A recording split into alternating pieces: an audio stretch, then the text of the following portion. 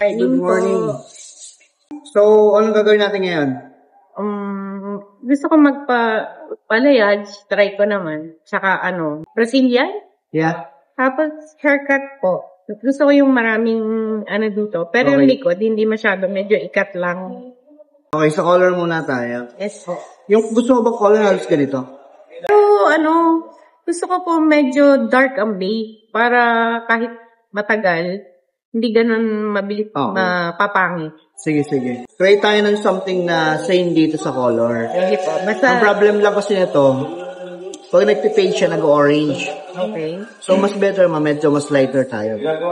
Pero lighter po ang Highlights. highlights. Yes, Pero ma'am. medyo yung base dark. natin, ito dark lang natin. Yun. Para mas Okay lang po matang. yun sa akin. Sa balayage kasi, yun ang isa pinakamaganda. Okay po. Light yung highlights, then dark lang yung base. Para Sige mas matang na matang. Sige. Sa cut mo, siguro, yung length same lang or medyo bawasan lang natin ng konti. Konti. Tapos, layers natin. Mga gano'ng kataas yung layer natin. More on sa harap tayo. Harap para lang solid po. lang yung sa part ng likod. Okay, sige. Gusto naman. Okay naman. Medyo inip lang.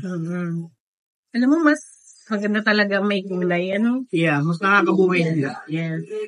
Siyempre, alagaan mo na nga yun. Ang daming kinuha product, ha? Kung matagal na uli yun. Tapos both side to, pwede pa rin, ha? Ayun ang gusto ko. Yan. Kasi maganda yung nililipat yun.